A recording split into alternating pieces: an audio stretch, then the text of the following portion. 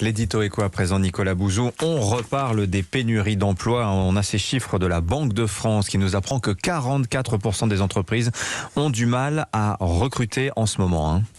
Oui, alors on a les chiffres de la Banque de France et puis on a aussi la réalité du terrain. Je me suis rendu 3 fois en province la semaine dernière, mais on ne me parle, Dimitri, que de ça.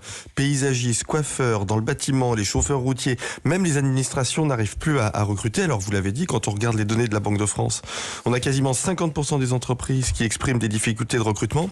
Ce qui est intéressant, c'est que c'est exactement le même chiffre qu'aux États-Unis, sauf qu'aux États-Unis, le taux de chômage, il est, comme vous savez, à 5% de la population active, contre 8% de la population active chez nous. Ça représente 2,4 millions de personnes. Alors, la moitié des entreprises qui ont des difficultés de recrutement, 2,4 millions de personnes au chômage, vous voyez qu'il y a un léger paradoxe. Mais justement, ça vient d'où ces difficultés à recruter alors qu'a priori, il y aurait de la main-d'œuvre disponible?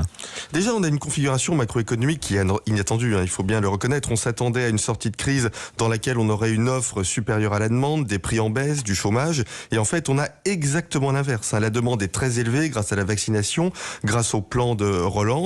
Et puis, quelque chose que l'on n'avait pas anticipé, c'est que pendant cette crise, vous en avez peut-être autour de vous d'ailleurs, Dimitri, mais plein de gens ont démissionné. Ils ont démissionné parce qu'ils veulent changer de job, parce qu'ils trouvent que c'est trop dur, pas assez payé, parce qu'il faut travailler le soir, la nuit. Et ces gens-là ne se sont pas encore forcément remis au travail. Voilà, la folie des reconversions. Alors, on fait quoi très concrètement, Nicolas ? Alors bien évidemment, on augmente les salaires quand c'est possible. C'est ce qu'on est en train de faire dans l'hôtellerie-restauration avec des hausses de salaires qui seront tout à fait conséquentes. On forme les gens.